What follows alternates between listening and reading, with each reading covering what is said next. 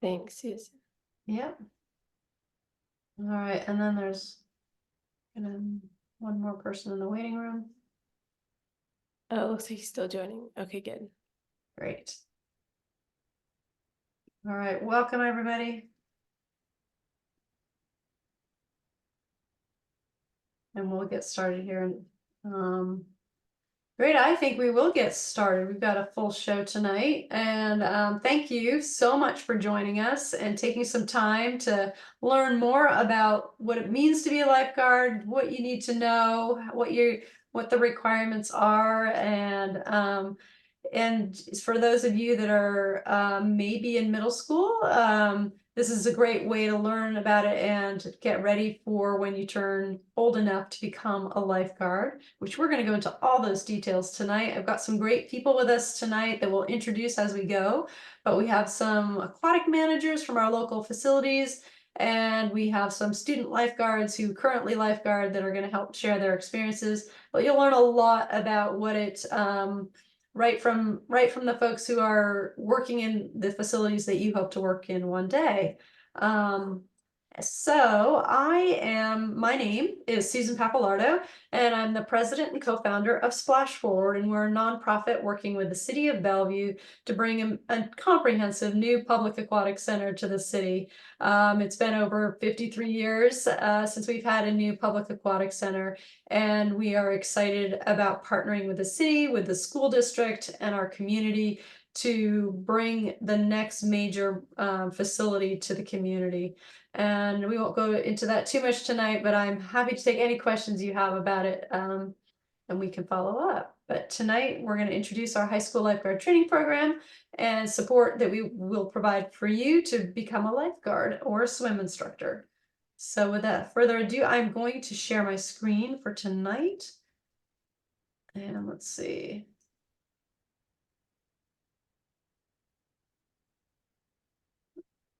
Hang on, I'm gonna get my PowerPoint totally ready to roll.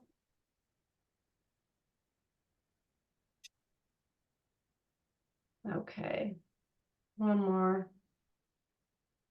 I should go full screen for everybody. Okay. Yeah.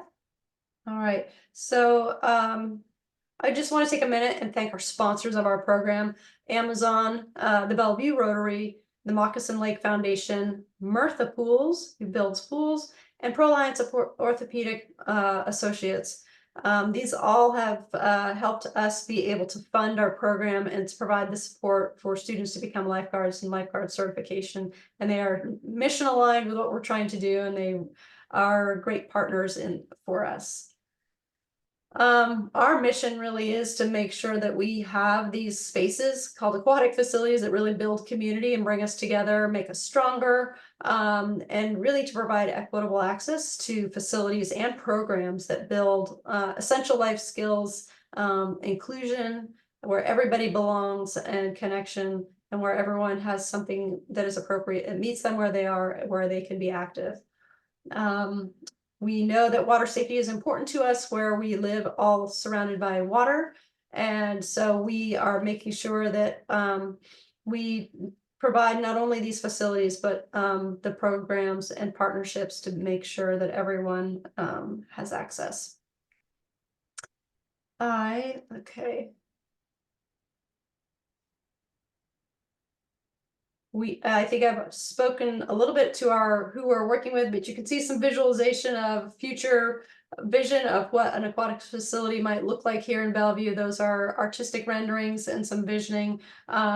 We are in the very early stages of a concept plan with the city of Bellevue and the potential site to be Bellevue Airfield Park.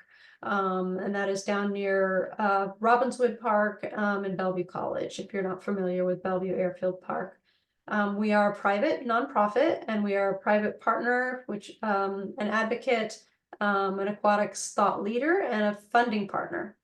And we are here to bring the voices of our community to the process and to the table as we help define the scope of an aquatic center and ultimately bringing it to the community.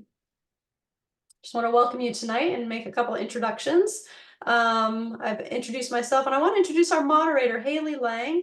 She's a student at International High School, and she has been a long time been a volunteer with us. It has been fantastic to have her. She's helped us with our high school lifeguard training program, and she's helped us build awareness within our community for our efforts. So I say hi, Haley. Hi, And nice Haley, to meet everyone. Thanks for coming, guys. she's also a lifeguard, and she's gonna share more about that a little bit later on. And then Haley, do you want to go over the workshop reminders for tonight? Yeah.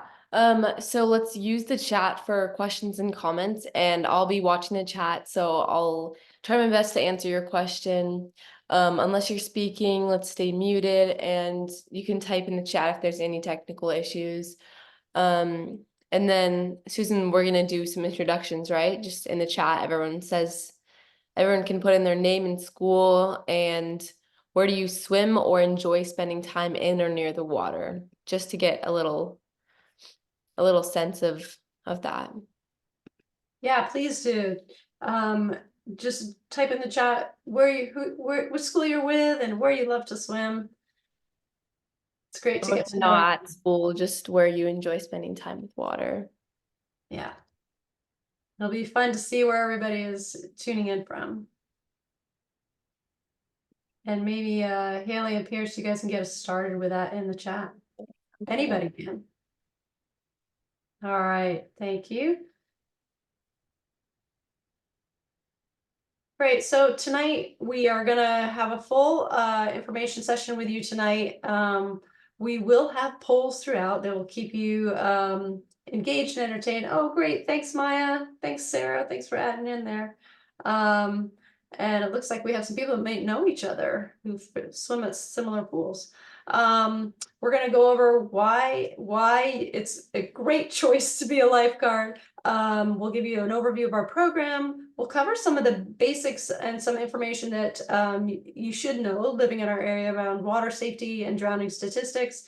Then we'll have a panel for you of our aquatic managers and lifeguard instructors. They're going to share what to expect, what it's like to be a lifeguard at their facilities, and have a good discussion. And that's an opportunity. You'll be able to answer some questions or ask some questions, and we'll have them answer them. We'll also have a panel that will follow that will be the student lifeguards who will share their personal experience of what it's like for them to be student lifeguards and how they balance it with all their activities and what it's like. And then we'll wrap up and we'll have some next steps. We will have information for you on taking next steps and how to register for some of the opportunities that we've been sharing with you. Great, thanks everybody for adding into the chat. It's great to see where everybody's from. Yeah. All right, Haley, it's our first poll. You wanna, All right, I'm gonna send that out. and you can read it off to everybody and Okay, the first poll.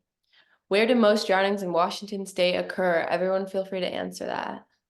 1, natural water, like lakes, rivers, streams, open water while boating, swimming pools, water parks, hot tubs, or bathtubs.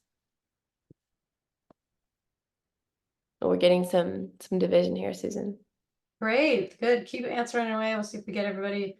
Oh, good. It looks like we're getting almost everyone to answer here.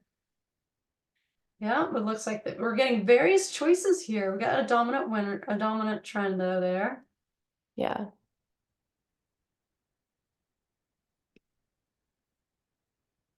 Great. I think we got everybody here. Okay, we got 2 more people who haven't answered, but we'll give it a couple more seconds and then I'll end it. Okay. Looks like to me we've got everybody when I do the math there, so I think we're good. Oh yeah, okay. The answer is 1, natural water, lakes, rivers, and streams. So 54% got that right. I shared that, Susan, can you see it? Yep, I'm gonna hit share results on that. Oh yeah, okay, I didn't hit that. There. I see the results. Yeah, people see the Awesome, results. thanks. Okay, thanks. Yeah, so natural waters, right? So this is in Washington State, that's the highest, where we find the highest rate of drownings.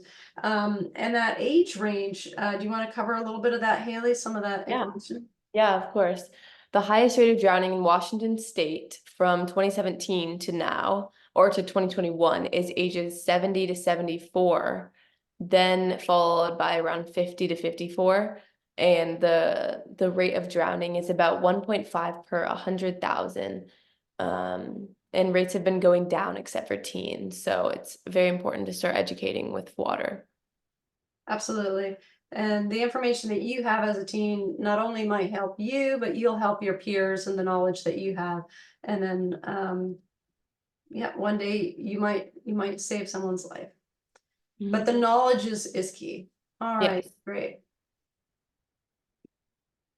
And most of the times I will add that those drownings are where they were not wearing a life jacket. So that's another one of the things that we have seen in our drowning statistics is drownings most often occur when somebody is not wearing a life jacket. And if they had been, we may not be talking about that drowning statistic. Yeah. Okay. Thanks for answering, everyone. We got 100% attendance. Right. Thank you, guys. All right. Why be a lifeguard, right? It's a great service to your community. I know through some of you have already expressed why you were motivated to become a lifeguard and wanting to help, wanting to do something with the joy that you have for swimming, but learning a life-saving skill and being a role model, right? You become a go-to person once you become the lifeguard, where whether you're at a pool or a beach setting, and you're on deck and you're responsible, you're the person that everyone comes to either ask questions or find out what they can or can't do on deck, or if they have an issue. And representation matters. So in our community that's very diverse, we want to see more students of all ethnicities become lifeguards and swim instructors, because when you're within your communities, people want to be able to see those that look like them and that they can relate to, and that can be seen as being comfortable around water and knowledgeable, and to encourage others to become also involved in aquatics. It's a great career. You learn excellent communication skills, leadership skills, opportunities. You obviously make money while you can be working with friends, and you're a part of a team. And tonight, I hope that's something you take away when you hear from some of the student lifeguards, that it's really a team effort when you're a lifeguard. And we have a shortage. I know some facilities, the trend is going in the right direction, where there is becoming more, there's more lifeguards that are being able to be hired. But we generally have had a national shortage even before the pandemic, but the pandemic made that slightly worse, with a gap in people having their training skills being certified. So you will very much be sought after as a lifeguard once you become certified, and you likely will be easily employed, and will be able to support you in that process. Thank you for all coming tonight. I know that some of you may have an experience or know somebody who has had, I just want to take a minute to say that if you've known somebody that's either had drowned from, has experienced a drowning or near drowning, it's something that we know in our community that we would love to prevent. And your interest in becoming a lifeguard is something that we are very thankful for, because of the statistics are real. We had about, over the course of 2018 and 2020, which is about 2 years here, about 47 children and teens that had drowned from in Washington State. And it is an interesting fact to know that, for each drowning death, there's about 8 others that receive some sort of care that have suffered from what's called a near drowning. And as we said, most of these drownings take place in open water, and mostly our lakes and our rivers. And there are disparities due to racism and ages and varying skill levels. So it's important that we educate within our youth and our teens around water safety. And something you may not have known, but our males are at higher risk for in the drowning statistics. For about every 10 males, there's 1 female that drowns. So there's more males than females that do drown. And that's, you might want to say, well, why? And generally, it's a more either more risky behavior, or and that you saw that there's an age range in there, and sometimes it has to do with just the higher risk taking that's done at different ages. What works, right? Water safety does work, and learning to swim and strengthening your skills every year is we highly encourage as a way to be safe around various types of aquatic activities. Wearing a life jacket, and one that fits, and knowing how to wear one is extremely important. We are working across different bodies in our state to make sure that there are life jackets at most public swimming locations, at our beaches, and and making sure that when you do choose to swim in our open waters or at a pool, check and swim where there's lifeguards, right? Well supervised locations are the safest places to swim and recreate around water. And that practicing active supervision and observe is something that we're going to speak to in a little bit, called being a water watcher. And you may not have heard that term before, but it's making sure that there's somebody in your group that's assigned to be responsible for watching you and your group in the water. And if they see something, they know how to call for help. But they're not distracted while they're water watching. It's a commitment that they make to watch. And knowing and reading the signs when you go somewhere, if there's going to be dangers or there's natural hazards that should be known. All signs are usually there for a very important reason. And knowing what to do in an emergency, and that's something that you do learn as you become trained to be a lifeguard, and learning CPR, which is part of your lifeguard training. All right, we have another poll, Haley. All right, let's get this one. The second poll is, what are ways to reduce the chances of drowning in our local waters? Swim where lifeguards are present, learn to swim, swim with a buddy and assign a water watcher, or wear a life jacket when on or around open water. And it's multiple choice, so choose the best options.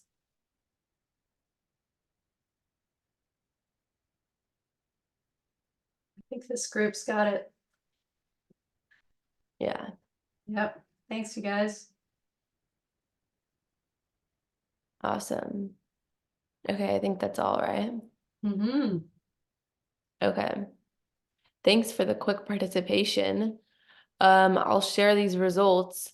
We had 100% for swim where lifeguards are present, 85 for both learn to swim and swim with a buddy and assign a water watcher, and wear a life jacket when on or around open water is 92%. And the answer is all of them. And some quick facts. If you don't know what a water watcher is, it's someone who is assigned to watch a group of people where they're in the water, they're swimming, they're playing, and they're responsible for calling for help, or they commit to not being distracted. So that would be like a stand-in, a lifeguard that's paying attention and making sure that everything's going smoothly. That's really important. But the rest of them, good job, guys. We got almost all 100%. Thank you, Haley. Yeah, of course. I'll stop sharing here. Great. All right. Okay, so great. Just a quick overview of our program.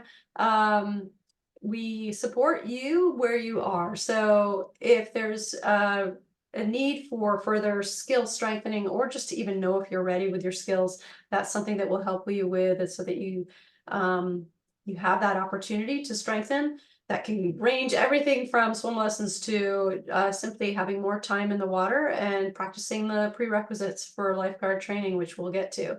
And we'll have some opportunities that we're going to share with you.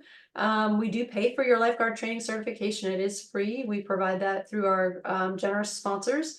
And it is you're taking an American Red Cross training course, and it's called a blended learning. And that blended means that there's both an online course and then an in-person or an in-water training. So when you sign up for that class dates, that's that in-person and in-water training. The online course is something that's completed prior to that, and it does take a few hours. And so we do provide you ample amount of time to be able to take that beforehand. Our classes, we register students year round. This is a sampling of the pools that we do. We have placed students, and we grow that number as we get more opportunities to be able to, an awareness of where there's lifeguard training, we place students in those. So if you do have friends that are also interested and you're learning about this, and you're like, hey, I have friends there, you can let them know. We do provide you with resources to find a job. So we have everything from the contact information to the list of facilities, where to look, and how to contact, and then what they look for in their facilities. And then we provide you with a sample cover letter and resume. And that's something that you probably may be doing for the first time, is writing a cover letter. And we help you put, know what to put in that letter and help you build that first resume. We're basically here to support you as you need it, and answer questions. We have supported over just at 182 high school students so far, and we've supported other students beyond that in the lifetime of this program. And we do plan to support more of you. So yeah, definitely tell your friends. Okay, I am ready to introduce our panelists, and I think we've got everyone here. I just want to check. So let's see. Okay. We've got a couple of our panelists, so I'm going to introduce them as we go. I don't see Mark on the call. He may be joining us a little bit here, and we will introduce him if he comes in. But we have Jonathan Guerra, and Jonathan, if you want to turn your camera on, that'd be great.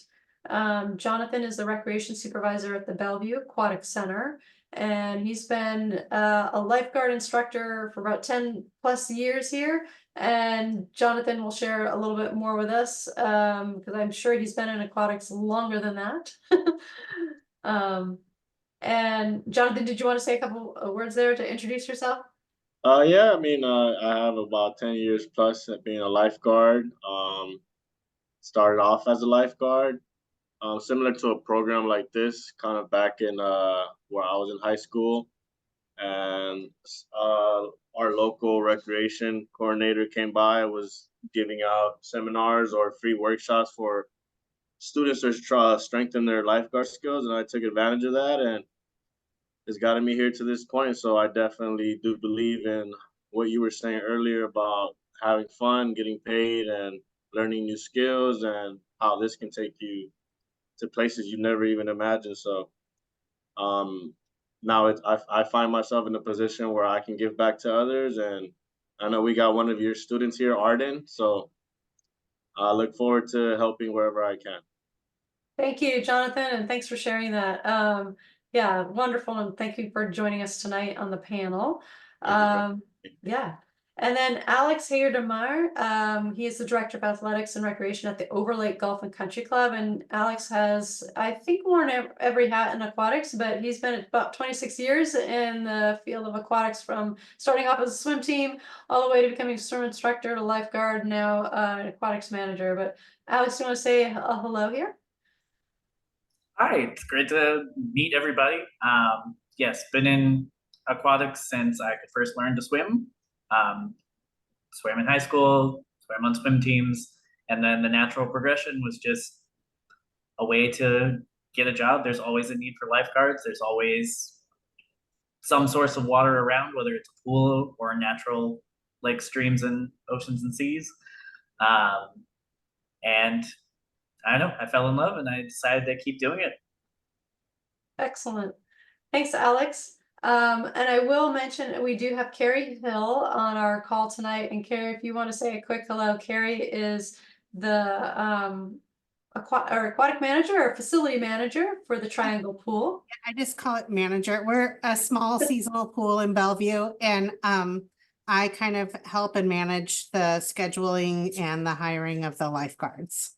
at our Great. facility. And I'm also a mom of a Splash Forward sponsored training lifeguard as well. Yes, excellent. Thank you, Carrie. Sure. All right. Well, I'm gonna stop sharing my screen and we'll have everybody full screen, so it's a lot easier to see everybody. And we'll do our panel this way. Let's see if that's gonna work. Great. I'm not sure why. Is everybody seeing everyone, or is Daniel's screen? Is that looking like Daniel's sharing to me? But All right, I am seeing you, Susan. you are, okay. Yes, Yeah. full screen. Full screen. Okay, great. Okay.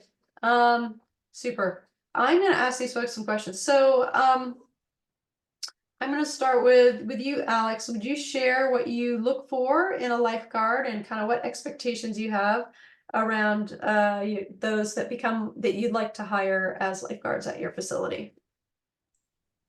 Absolutely. Well, the beautiful thing about being a lifeguard is that it is a lot of people's first jobs.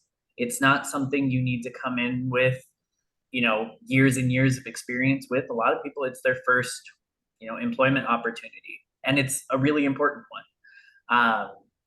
And so while I don't need or really look for this wealth of experience and knowledge, I do look for a sense of responsibility and a sense of maturity in terms of lifeguarding is a very relaxing, fun job out in the sun 90% of the time. But when it gets stressful, it gets very stressful and very high stakes fast. And so I want somebody who does grasp that it is a fun job. It's enjoyable. It's a really great way to get started working, but somebody who does understand the gravity of what they're doing and the importance of what they're doing, that you are keeping people safe, whether it's a little kid that might be bobbing around in the shallow end a little too much, or somebody who goes into cardiac arrest. So that's kind of what I look for, is somebody who kind of exudes that little bit of maturity and that sense of responsibility. Great, thank you, Alex. Jonathan, would you like to share what you look for at the City of Bellevue, the Bellevue Aquatic Center, and a little bit of what it's like to be working at the City of Bellevue? Yeah, so kind of to piggyback of what Alex said, just looking for someone who's responsible. I find myself here employing a lot of first-time job applicants. But we just really especially looking for someone who is coachable, someone who has a good attitude. The skills I really believe can just be taught with regular in-service trainings, but as long as the individual is coachable, responsible, and has a good attitude, I feel like that's the bare minimum, honestly. Everything else comes with the job, comes with the training that we provide and try to put our lifeguards in better positions. But just the key foundations for me is someone who's responsible, respectful, has a good attitude, who's coachable, and just is willing to put in the work to get better for themselves and just to help the facility get better as well. That's excellent, Jonathan. Yeah, super. Carrie, did you want to add anything to what you look for? Actually, I really think that they covered it. Like, that's exactly what we look for too. The one thing that I will say is that I look for somebody who is willing to work as a team, and really, because we have 2 to 3 lifeguards on deck at all times. And when I assign a shift to you, it's yours. Until you can, if you can't work it, you find another guard who will cover you, and it's up to you to find that other guard. And so to also be that guard who's willing to step in for somebody who finds they can't work their shift. So somebody who's willing to work as a team and willing to be a little flexible, I think is another thing that we look for. Absolutely, absolutely. Thanks for adding that. Yeah. Great. Let's see, Alex, if you could kind kind of go into a little bit more the specifics of what it's like to lifeguard there at your facility, and you know, kind of the various roles that they might do, kind of the tasks that they'll do throughout their workday. Yeah, absolutely. So of course, the primary job of our lifeguards is to be on stand or roaming around the pool, supervising the water. That's going to be across the board, every facility. Your main job is watching the water. However, every job comes with some additional tasks. For us, it's after you come down off the stand, it's doing a walk around the pool deck, you know, checking for trash, checking for anything that needs to get cleaned up.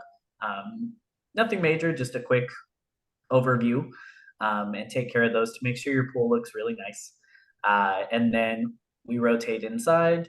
Sometimes they'll help out with the front desk, you know, answer a question, answer a phone, talk to a member that walks through, really just getting to know the people that they're watching. Lifeguarding is a great way to get to know the people around you. I know I've gotten to know lap swimmers, deep water aerobics people. They're a chatty bunch, so you'll get to meet lots of different individuals. And then last but not least is also taking a break. At least in our rotation schedule, we try and schedule time for people to just sit and relax. Being up on the stand, we want you to be focused when you're on the stand. You want that to be your main concentration. And that does take a little bit of energy, especially us. We're outdoors. There's sun beating down on you, which can be nice sometimes, but also can be hard over time. So we want people to take breaks and make sure that they're in top shape when they get back up on the stand. Excellent. Super. Thank you for that. Jonathan, do you want to go, are you there? If he's not there, I'll jump to Carrie for a minute and come back to Jonathan. Carrie, do you want to add some specifics of what it's like and describe Triangle Pool a little bit? Sure. So, how we typically run things is we have two what we call morning shifts, but they're not really morning. They start at 11:30 and they open the pool up for the day. And then at about 2 o'clock, we find that that's kind of our busy time. A third guard comes on. We call them a rover guard. And then that third guard is gone by 6. And then we have the afternoon shift that is 4 to 8:30. And at 8 o'clock, we close the pool. And those 8:30, that's when there's startup tasks, midday tasks, and close down tasks. And other than that, you're rotating through, the lifeguards are our front desk people. So you would check in, members who come, and then you would rotate. We have 2 positions outside and 1 at the front desk. And so everybody rotates. And I leave it up to the guards if they want to do 15-minute shifts or 20-minute shifts. But we have a senior guard on staff who would be 18 years or older, and that senior guard would lead the other 2 guards into what they're doing that day. So I feel like there's a little bit of a leadership opportunity there. And then we also sell concessions, which the guards really like to sell concessions. You know, little kids come up to their window and get their ice cream or whatever. So that's another thing that our guards are responsible for. And just also keeping the facilities tidy. Absolutely. That's great. And it's good and important to know that, you know, you're not only a lifeguard in some certain facilities, some of the smaller facilities, some of the more community facilities, you're going to wear multiple hats as a customer service and represent your facility, and meet members through wearing different roles at different times. Yes. Yeah. Jonathan, are you back with us? I'm actually back. I was coordinating bringing Arden. Arden's here with me right now. Arden, Great. Great. Hi, Arden. We'll have you on in a few minutes here. Jonathan, would you share with us the city of Bellevue, since the city of Bellevue is both the Bellevue Aquatic Center and the beaches, if you could give a little bit of what it's like to work at your facility and kind of the jobs and the different rotations of what you do as a lifeguard when you're working with the city of Bellevue. Yeah, so typically when a lifeguard comes in, they'll have a scheduled out rotation for the pools. So we have 2 pools in our aquatic center. We have the Blue Lagoon, which is like the usual lap swimming pool, and then we have our water therapy pool, the Warm Springs. What lifeguards can expect is usually to rotate every 30 minutes, be responsible for any incidents that may occur while they're down. We typically have 2 to 3 lifeguards on rotation on duty at a time. They don't do really much of front desk things because we have our separate front desk associates for that. But usually, making sure that patron safety is number one. Taking walkthroughs after each rotation, making sure that we're going through like locker rooms and areas that can be easily dismissed. But it's really pretty simple when it comes to just lifeguarding and being part of the rotation and responding to any incidents that may occur, such as a nosebleed or any first aid case scenarios that pop up. Great, thank you. And yeah, just a reminder, with the city of Bellevue, you also have the beaches as well. Are you comfortable letting them know a little bit about what it's like to be a beach lifeguard? I know Arden can do that too when we. Arden, would you like to speak on what it's like to be a beach lifeguard? Or what's your experience been like? Don't be shy. Beach lifeguard? Yeah, come closer. Like what? So what's your Arden, experience like? yeah, if you would just share kind of what the job tasks are like as a beach lifeguard. I mean, they're basically like indoor lifeguarding, but just like a little different. So basically, we have we start a little bit like at 12, like a little bit earlier because we have to get everything set up. We have to bring the boards out. We have to have like everything in check, and basically for the rotations in beaches are a little bit different than indoor because in beaches there's like in maiden bower, you have to have one person on the board in the middle if somebody like is swimming around the beach. And like and when it gets like too hot or something, we have to like make sure we're like healthy and we take off our like, shirts and put sunscreen on because we can't be like this like get a sunburn in the middle of work. And it's a little bit different. There's some rules to it, but it's basically the same thing, but just like it's a different environment to work with. But yeah, that's my view on it. Thank you, Arden. And we'll get into it a little bit more, but there's actually separate training to become a beach lifeguard from a pool lifeguard, and that's additive to your initial lifeguard certification. Great, thanks, guys. If you could talk each a little bit about what the hours are like. I know we've talked a little bit here and there, but if you could talk more specifically to what a typical hours are like and what kind of options lifeguards have when they choose to work at your facility. So Alex, you want to jump in? Yeah. So we are an outdoor pool and we have guarded swim starting in April on the weekends. And then when we hit, mid-May, we start doing 7 days a week. And then by the time we hit mid-June, it's, at least 11, 12 o'clock until 8 p.m. Guarded hours. We usually have 4 guards on at a time, sometimes more if we've got larger scale events. I typically try and make the hours to be 4-hour chunks. So you sign up for a 4-hour shift. The way that we do our staffing is that I post the schedule, all the shifts open a month at a time. And then I leave it up to the guards to kind of choose their own adventure. I've got some that are just looking for a few hours each week, and then some that are trying to, make as much as they can during the summer. So they sign up for 30 plus. I set a cap because I don't want to see burnout.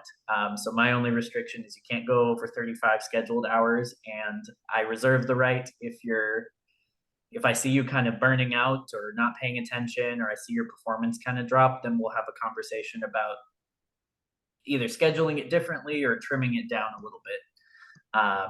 Don't want to have anybody burn out, but typically 4-hour shifts. Everybody gets at least a 20-minute break every hour due to the rotation schedule. And people kind of choose the hours that they want to work. And it's great because I don't have to keep track of vacations or time off or things like that. And you have a tool with which people trade hours, right? So it's usually an online tool that people can trade or say that they are offering their hours and see if somebody else will take their hours. Yes, we've got an app called Sling, and I post the schedule, send out announcements, but it allows people to kind of manage their schedule and get reminders on their phones. Much of my staff is very attached to their phones, so it makes it easier for me to get in touch with them and make sure that they're staying on top of when they need to be places. But yes, they can trade. I still have to approve everything, so I know what's going on, but they have the ability to offer things up and trade and back alley deal to get the schedule that they're looking for. I see Carrie nodding her head. That is the art and science of trying to keep your pool operating at all hours, is making sure that your staff, your wide, you have a lot of people with which when things life happens and people need to trade hours, that's happening ongoing in the background, but somebody's always showing up when you need to have somebody at the pool. Jonathan, do you want to talk about the hours and what it's like, since the Bellevue Aquatic Center is obviously year round, and you are, you know, where Alex and Carrie are more summer seasonal based, kind of what kind of hours and what people typically work as lifeguards? Yeah, so we are open Monday through Friday, 8 a.m. to 9 p.m. and then Saturdays 8 a.m. to 4 p.m. Sundays 8 a.m. to 2 p.m. But similar to Alex, the only difference is we do gather availability before we publish out a schedule so that we can plug people in, those who know their schedule and want to work. But we kind of really leave it up to them, and then we schedule them based on their availability. Our shifts range from 8-hour shifts, 6-hour shifts, 4-hour shifts. But in the evening time, we do tend to staff a bit more guards because it's pretty busy here in the evening. We got a lot of swim teams coming by, but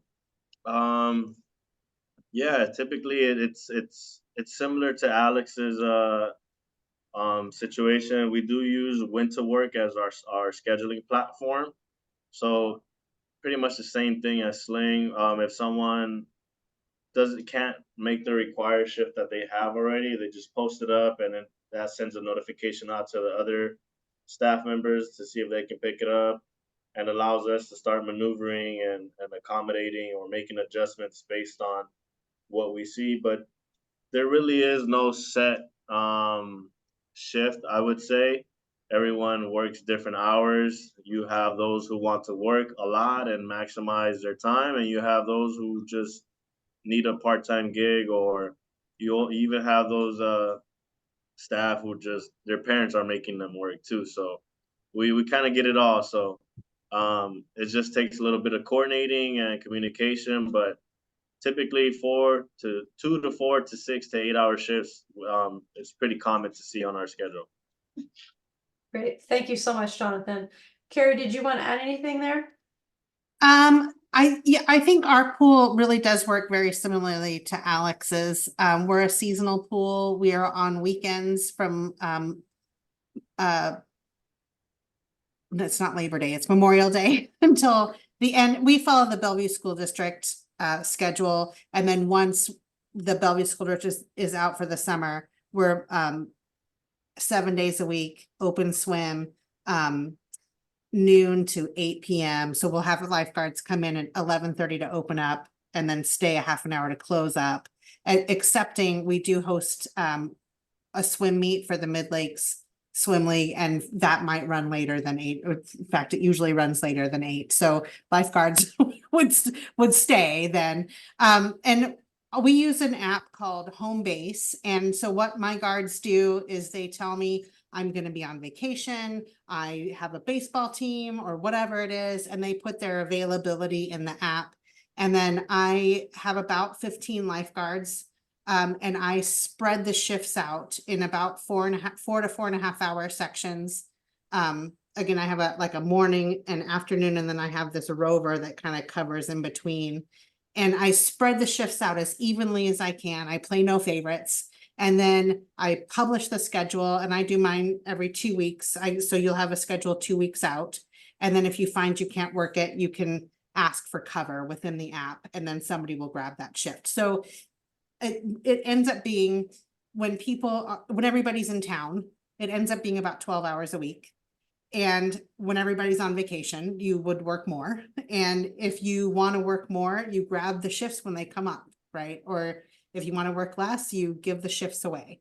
And so I feel like there's a lot of flexibility in the hours. Excellent. Thank you so much. Yep. Well, we're going to tie up our panel here, and I would like you, if you would like to add what you would like to these prospective lifeguard students to know, if there's something that you would like to add to them, if there's anything you'd like to say.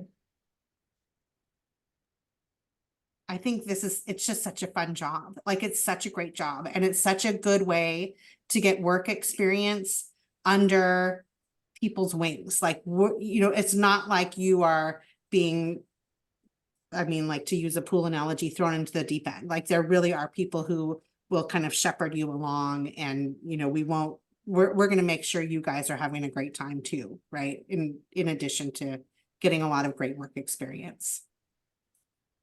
Thank you, Carrie. Yep. I'll add on. I mean, I second what Carrie said. It's a wonderful, first job, second job. It's a set of skills that you develop that are incredibly transferable, from the customer service to the responsibility. It's a great way to also, be outside, stay, active in your own way. And honestly, we do try really, really hard to make it fun. Recruiting your friends to come work with you, building a community at the pool. I have actually gotten 2 different jobs because of people I met while I was a lifeguard, just talking with. One was a lap swimmer, one was a deep water aerobics instructor who pointed me in the right direction and got me connected with people that I needed to know. So you never know who you're going to run into, but it's a great place to build community and a great place for you to make an impact and have a really great first job or forever job. Absolutely. Thank you so much. And Alex is speaking to that because he's made a great career out of all of the roles that he's played in aquatics, and it's certainly a great path. And it keeps you in community. I love that. It helps. You do get to be connected to your community. All right. With that, I'm going to reshare my slides. And thank you to the panelists. A big round of applause to Carrie, to Alex, and Jonathan. And thank you so much for sharing about your facilities. All right, here. Yes, great. Thank you, Pierce, with us. All right, we're back here on our slides, and I'm going to move to our next one here. All right, what to expect? What are the prerequisites? And this is something that you may have started to learn through some of the emails that you may have received from us, but what to expect with your prerequisites and with the training days. And I'll just start with the prerequisites. You must be 15-year-olds by the last day of the training. So, and we've had one student so far, and all other students where they actually, their birthday is during their lifeguard training weekend. It can happen. But once you're 15, you can become a lifeguard. Now all pools are vary whether they hire at 15 or 16. And so, like, for example, the Bellevue Aquatic Center does hire starting at 15 years old. Triangle, 15 years old, and correct me if I'm wrong, but Alex, 15 years old. But the city of Seattle, minimum age is 16. So you must be 16-year-olds to work with the city of Seattle public pools. So the swim skills have recently updated here for the American Red Cross prerequisites for the class, and you swim 150 yards, and you can use, whether you're using freestyle or breaststroke, swim 150 yards without stopping. It's not timed. And then you stop in place and then tread water for 2 minutes without using your arms. You're just using your legs to tread water. And then after that 2 minutes time, which is timed, then you swim another 50 yards. And so that is a brand new adjustment that's just been made. The American Red Cross updated their curriculum. And you can wear goggles to swim that 150 yards. And then the other prerequisite is swimming, getting in from a pool's edge and swimming 25 yards to retrieve a 10-pound brick. And you'll see a picture of one there in the top right corner, that black long rectangle there is a 10-pound, what we call the 10-pound, the brick. And that's at the bottom of the pool, and that bottom of the pool's depth will vary based on the pool where you're doing your training. It can be 9 feet, it can be 12 feet. And you'll retrieve that 10-pound brick from the bottom of the pool and swim back to the surface with the brick, and then swim to the back to the edge of the pool, only using your legs, because you're holding onto that brick as if it was a person. And there's different strategies there, and those are things that your lifeguard instructor will help you with. And it's also, we have some opportunities to practice those. And that overall sequence is timed for 1 minute and 40 seconds. And you might at first think, oh my, 1 minute and 40 seconds, but it is achievable. And it is, once you do it, you're like, oh, that's possible. So that's something you can achieve. The training days themselves, I had mentioned that online course, and you need to pass that online course at a minimum of 60% or 80%. It requires, we always say 6 to 8 hours, and that depends on your pacing, but it is something you can do over successive days. You can stop and start.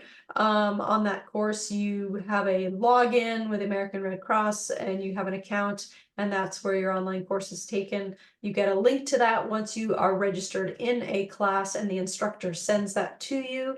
Then there's that in-water classroom portion. There's the ability to have snacks and lunch breaks, meal breaks, depending on the time of the class.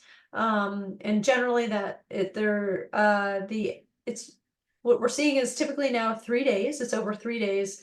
And it can be over multiple days, and it sometimes can be over multiple weekends. There's different patterns we've seen for how that class may look. But it is covering the same content. It just may be spaced out differently over time. And that last day of a class is when you are reviewing and taking both the in-water and online final testing. And you must pass all of that with a minimum grade of 80%, and you do get direct feedback from your lifeguard instructor on how you're doing, and you're constantly asking for questions and clarification throughout the class. Lifeguard certification is valid for 2 years. And after that, you have to do what's called recertification. And that is something, if you go through our program, we will support you with recertification. And that's another 1-day class. It's not a blended class. There's not an online portion beforehand. It's a 1-day in-person class at a facility. And okay, whoops. All right. I did want to mention that we will, as I mentioned earlier, we do help you with assessments and skill strengthening. And we have some opportunities that are coming up, one even tomorrow, but we have some skill assessments at their facilities at Samina and at the Bellevue Aquatic Center. And these are on Wednesdays to be coordinated with the early release days from school. And these are times where you can come by during that time to have your skills assessed. And that's basically seeing like, hey, am I ready to, do I have those prerequisites? Can I swim that, that length? Can I tread water for 2 minutes? Am I comfortable doing a surface dive to get a brick? You'll have a lifeguard instructor or a head lifeguard who will be able to assess your skills and give you direct feedback and to say, hey, you're ready, or hey, it'd be great if you practice these skills a little bit more. And SPLASHForward, we will support you with opportunities to make sure you can continue to practice. We do have a class coming up. It's going to be taught by Alex, and it's at the Overlake Golf and Country Club on Sunday, April 14th. That should be the last day of most people's spring break. We're running the class 11 to noon, and I'm telling people get there at 10:50 so we can start at noon. And there'll be a link at the end here for everybody to sign up with these opportunities. And thanks for the feedback. I know that time frame, some said that, hey, the afternoons work better or mornings work better. So if this doesn't work for you, we will be holding more.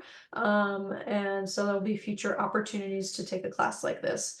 And we'll make it fun. You can see that in that photo. That's actually Alex at the Overlake Golf and Country Club, where we've held the classes before. And I will take if there's any questions in the chat. Let me know, Haley, if there's any questions, and people, folks, feel free to type in your questions if there's anything you have during this presentation. And if you have a question even for the aquatic managers, we can ask it directly to them as well. I have a question. Excellent, yes. What would be too slow? Is there any physical criteria? Ah, okay. What would be too slow during the prerequisites or swimming? Yeah. Yeah, good question. So it's not about speed in terms of a swim team or a race. It's not a race. So there's an overall time that for some of the sessions. So the swim actually is untimed. So that 100 swimming that 150 yards initially is untimed. And so Alex or Jonathan, if you want to jump in and add on to that, we feel free. If you're still on. Yeah, so the first part of that skill assessment is just, can you complete it typically without stopping or struggling? So like the swim, you can swim at your own pace. It's just typically you can't, put your feet down, hang on to the lane line, or stop at the wall for too long while you're doing your swim. The only thing that's timed is going to be as far as the prerequisites go, is the brick retrieval. That one will be, you got to make it down and back in a certain amount of time. And typically, just have to double check, but I believe it's like 1:40 for the prerequisite. And there will only be one other timed portion of the class, and it's typically your final skills assessment. You'll have to perform a rescue within a certain time period. So that's kind of what those two time requirements are connected, to see if you have the ability to do the speed for that, and then hopefully do it with a person at the end of the class. Great, thank you, Alex. Did that answer your question? Yeah, about if there were 10 people doing the test, how many would pass on the speed, on the timed one? It typically depends on the class. For the most part, every lifeguard instructor wants you to pass. It is not something where we're trying to fail you, and everybody gets 2 official attempts. You get lots of practice, but you get 2 official tries for any testing that you do. So typically, if you fail the first time, I know when I'm doing instruction, I typically take the person aside and we give them some tips and let them, practice some stuff for a minute, and then we try it again. But that's why these skill practices are going to be really important. If you're nervous about it, get in the water, feel what it feels like to try and meet these requirements. That way you know where to improve before you go and actually invest time in the class and want to take the course. Great. All right, we're going to keep moving along because I'm noticing our time, we're coming up on 6:30, and I want our second panel to go. But I just will briefly mention that we've been emailing you. There are classes that you're going to be able to register for, and so there's a variety of times. We do have guaranteed spots at the Bellevue Club at those May 10th and May 17th, and we have 10 spots. So if you are signing up for those, feel free to encourage your friends to join you. And we have our Bellevue Aquatic Center sessions where we already have kids registered in some of these sessions already. And so it's wonderful. So, and if you're not yet 15, fantastic, stay with us. Come to our skill strengthening sessions. You're more than welcome. We'll keep getting you tuned up, and you'll be more than ready when you turn 15. And we'll continue to communicate with you. All right, quick poll, Haley. This one we're gonna have to go a little bit quickly on. All right.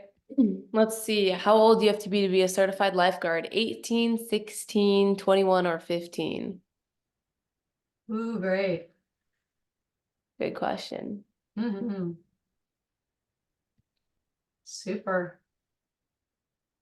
All right, I think we've got everybody here. Let's go ahead and reveal. All right. The answer is 15 years old by the last day of the lifeguard training class. So I mean, some to be a beach lifeguard, you have to be 16 years old. And some facilities hire at 16 instead of 15, but like you can always get your lifeguard training when you're 15. Great, thank you. Yeah, Haley? of course. Yeah, awesome. Great. So, oops, we didn't end up sharing those results. That's all right. Oh, I didn't share them. I saw them. All right, great. Okay. Okay, we're going to welcome a few of our students that are with us tonight.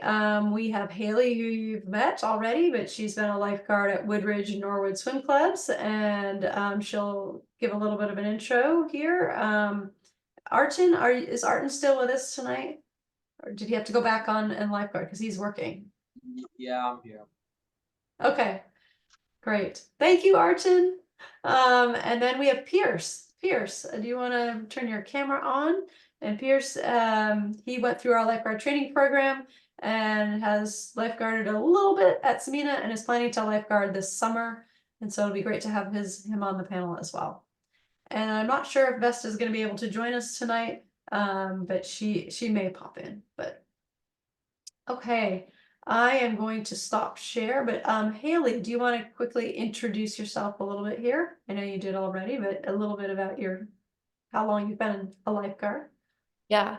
I'm 16, so I have got my lifeguard certification when I was 15, and I worked at both Norwood and Woodridge last summer.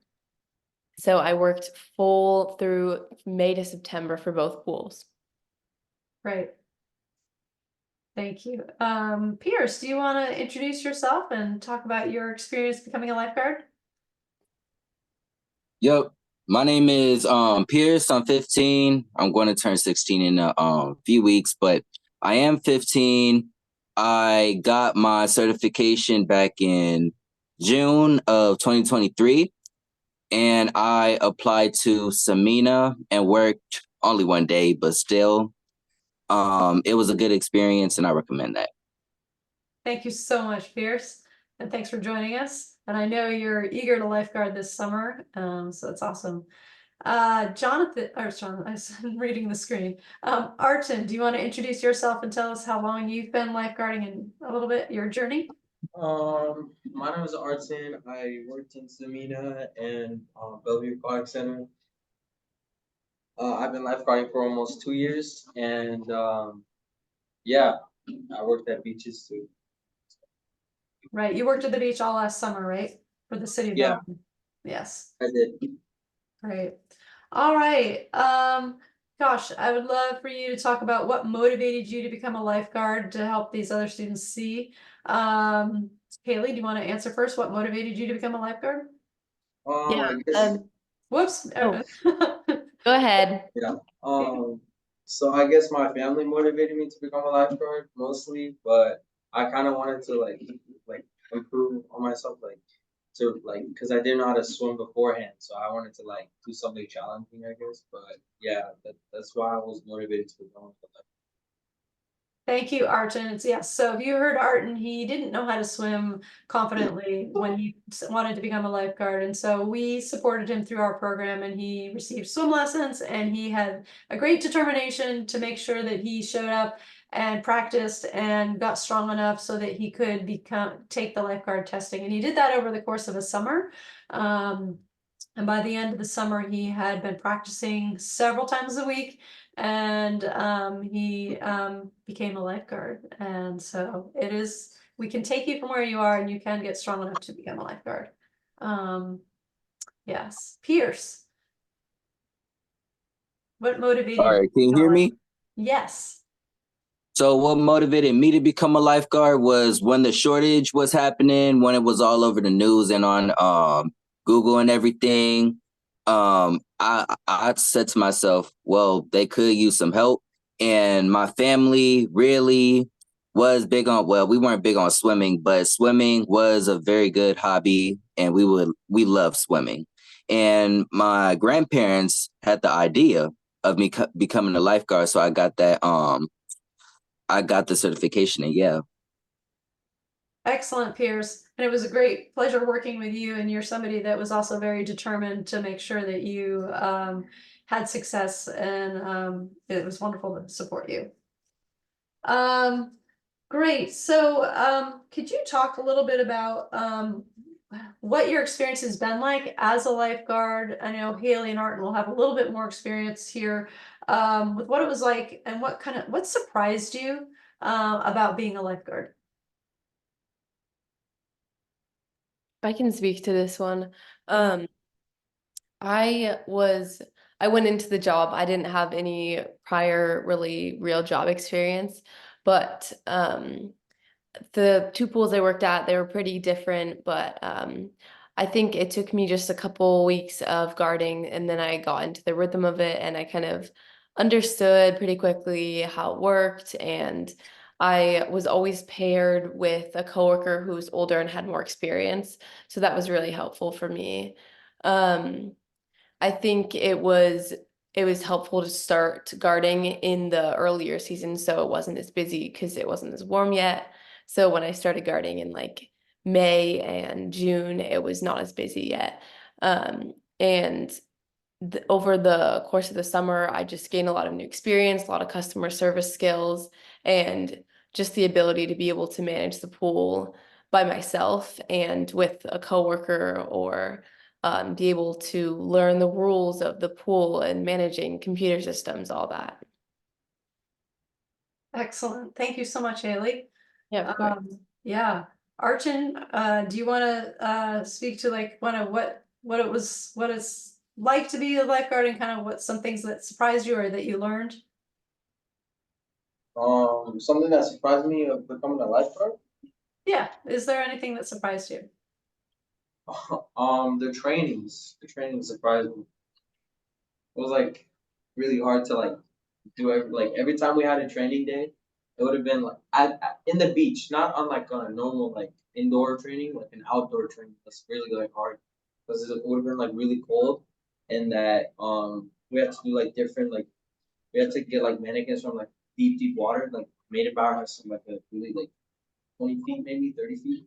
But yeah, we had to get like mannequins from there. It was kind of hard, but that's what surprised me mostly. But nothing else really surprised me now.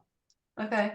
And those trainings, do you want to just help everyone understand what it means to what these in-service trainings, what that pattern looks like and what that means? Yeah, the in-service training is like really helpful for people like when they're becoming a lifeguard. And like it's not really like what you take when you're trying to get your certification. It's a little bit different. So when people get their like first like training, when they get a certification, they'll understand like how to save people and how to like effectively like get people out of the water or spinals and all that stuff. So that's like it's a really important thing to go to the trainings and go through each one of them. Great. Okay. Thank you. And Pierce, I know you have just a little bit of experience as a lifeguard, but do you want to add anything that surprised you even going through the training, or that first experience with Samina? Before you try to get that certification, all I can say is practice, because they're going to make you dive in and get that brick. And I wasn't really practicing before my certification where they had to test you on that. So practice swimming, practice treading water and all that. It will really help you. And that's all I could say. And for my experience as a lifeguard personally for one day, it was fun. There's like a lot of responsibilities that comes with that, but it's really fun. I recommend that. Great. Thank you so much, Pierce. And I think you've got great advice there to practice. And we want to make that easy for everyone with being able to go to the Bellevue Aquatic Center, tell them you are with SPLASHForward, and you'll have a free pass to practice while during the open and lap swim times is the best times to go to do that. Great. I'm going to ask our last question. What would you want to tell actually I'll dovetail this together. If you want to talk a little bit about what your hours were like in balancing it with your schedule, And then, and I know Art, you work during the school year, so it'd be helpful to hear from you how you balance your hours and what that looks like for you. And then Haley, if you want to talk about, you know, your summer schedule with your hours, that would be great. Yeah. Okay, I can Go ahead. start. Yeah, thanks. So the two pools that I work at, I found pretty quickly that I had to balance both, and I had to balance my shifts for both. One pool used square teams or square to handle money, and we would post a schedule through like a forms that we submitted, and we would send our availability first, and then we would see when we were scheduled.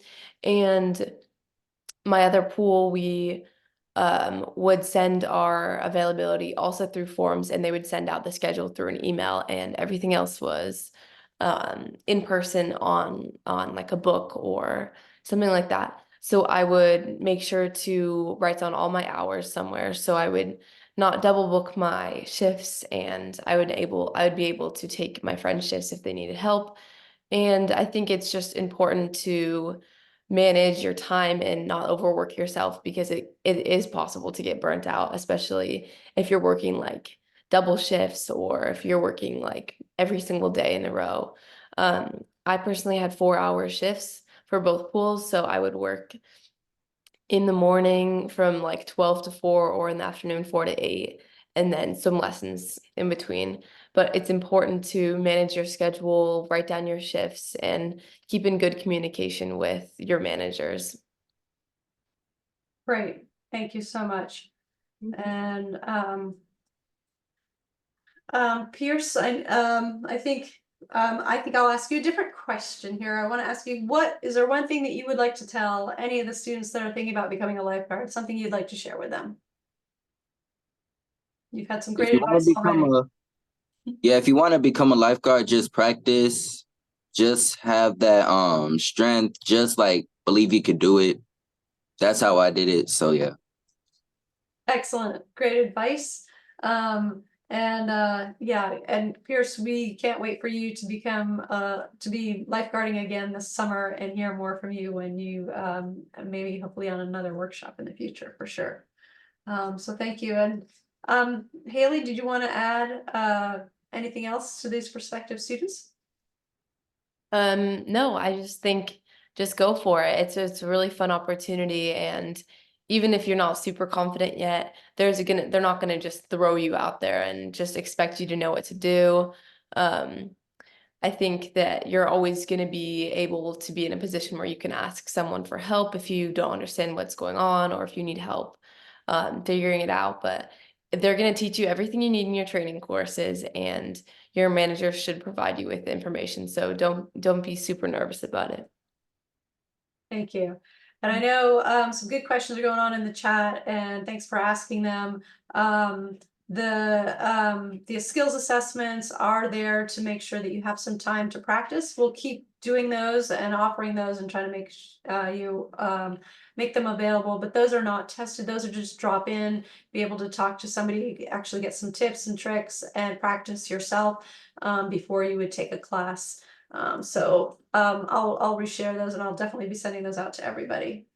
And thank you, Carrie, for putting in there to suggest joining Mid Lakes. It's a great way to have fun as well as increase your swim skills. Mid Lakes takes, you don't have to be a super strong swimmer. You can be any kind of swimmer and show up to Mid Lakes and have a blast with your friends over the summer.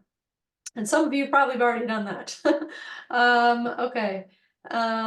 Great. And I'm going to go back to sharing my screen, and I know we're coming up towards the end here and we're about to wrap up. So I'm going to share my screen. All right. One last poll here, and this is for everybody to tune up about the reality of our public pools. And when was the last time a new public pool was built on the east side? Ooh, we're already firing away. Is it 22 years ago, 30 years ago, 52 years ago, or 63 years ago? Yeah. And looks like we got some early responses.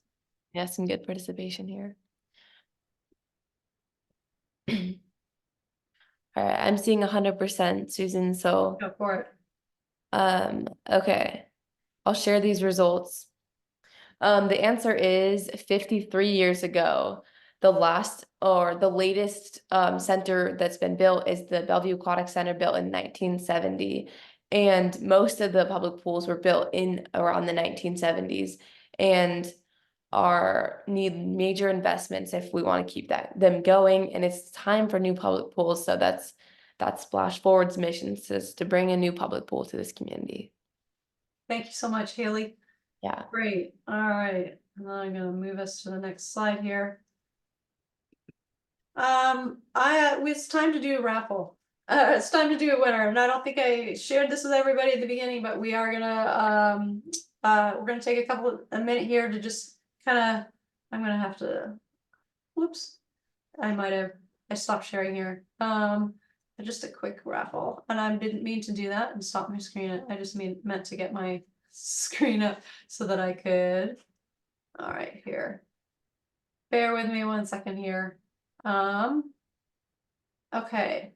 Now I just have to see who's on the call here. Haley, do you want to just read me the students' names that are on our call tonight here? And I've got a list here, and I'm just going to make sure we're only going to offer this to those that are on the call with us tonight. Yes. Do you want me to read off all the participants? That'd be grand. Let's make Okay, sure. we have Alan and Engad, Daniel, Ethan, Haley. Okay. Is that good? And Maya? Is Maya still with us? Maya's here, Jet Joe. Okay, Jetjo, I need a first name so that I can make sure I got you in here. And we have Sarah. Sarah. Okay, well, I don't know. All right, sometimes it might be a parent's name. So I don't know Oh, if Jet says his name is Jet. is it sorry, it's Jet? Yes. Okay, Jet. Okay, I just want to make sure I've got you in here. I'm gonna take out a couple names that I don't see on the call with my random winner generator. Okay, Sarah's a parent. Okay, Sarah's a parent. Okay, thank you. And do we have Arush or Christian? Don't see them. They're not. Okay. All right, so let me get this almost there. And do we have Samantha? No, I don't see a Samantha. Okay. All right. Okay. Okay, and our winner is Ethan. Ethan, we're gonna send you through email a coupon for one of our lifeguard tees, and Haley's wearing one of them, and I am wearing one of them as well. But let me see here. Let me get this back. But you can see them here on the screen, and you'll be able to choose. And anybody can actually go and order one of our high school or our lifeguard celebration tees, but we have these designed to celebrate lifeguarding and appreciate everybody who's a lifeguard. Yeah. Right. Oh, and I said I do two, so I'm gonna do one more. How's that? One more winner. All right, for one tonight. more. Thanking everybody for being here. Okay. And our next winner is gonna be. Great, it's Jet. And Jet, you're our other one. So Awesome. Jet, make sure you put your email in the chat so that I can email you, because I'm not sure I have your email. Great. Okay. Awesome. Yep, thank you. Next steps. So basically, some of you have already registered and some of you signed up for lifeguard training.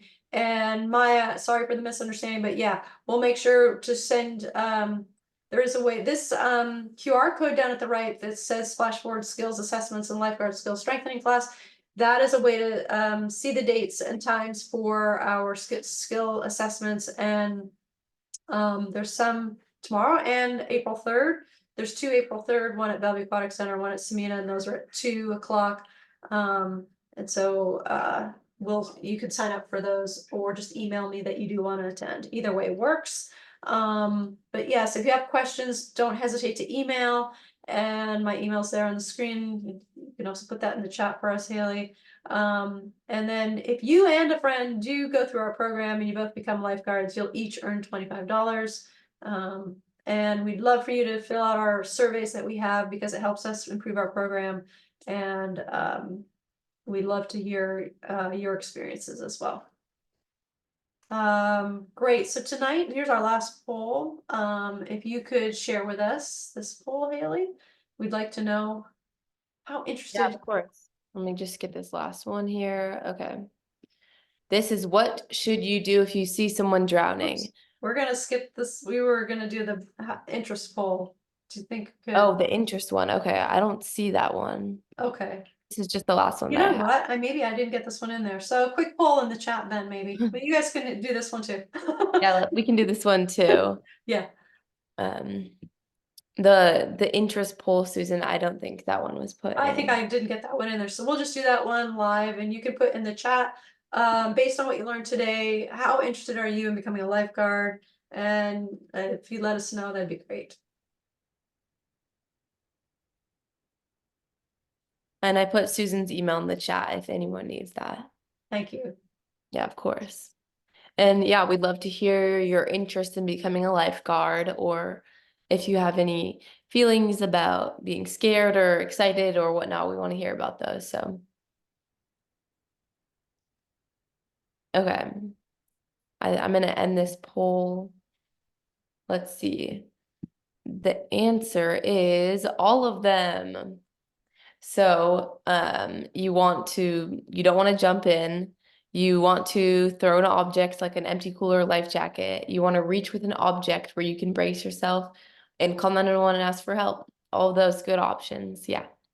Just depends on the situation. It does, and we always, that first one is never to jump in, because that you can become a casualty as well. Drowning victim wants nothing more than to grab on and hold on and sometimes that means you're both struggling. Yeah. Right on. Okay. Well, I just want to say thank you to everybody for coming tonight, and joining us through our conversations with our panelists, and just really appreciate that you are interested in making a difference in your community, making everyone safer and strong around water. And I want to thank our panelists for being here. And I know Alex had to run off, but thank you, Carrie, for joining us. And thank you, Jonathan, if you're still with us. Really appreciate the time that you gave to us tonight. Thank you to Arton for coming off, and hopefully he had a nice longer break from lifeguarding tonight. Thank you to Arton for your time, and Haley, huge thanks for being our moderator. And Pierce, thank you for taking the time to share with us your encouragement and being a panelist with us tonight. We hope to have all of you back as future panelists for sure. And again, our sponsors make it possible that we get to have our lifeguard training program and support everyone. We've never turned anyone down, and I hope never to. I will always go seek more funding so that we can support more students to become lifeguard. But please share this program with your friends. And thanks for joining us tonight. And it's been a pleasure to have you with us, and we look forward to supporting you. Yes. Thank you guys so much. And feel free to send anything in the chat, any questions. Excellent. Thank you. And have a great rest of your evening. Thanks You, for Carrie. joining. Bye, Carrie.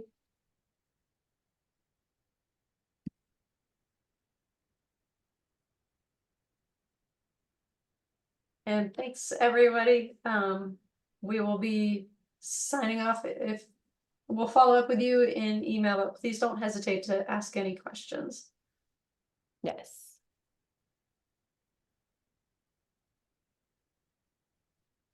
Great, and then just hang out for a second. I am going to end our recording. Yeah.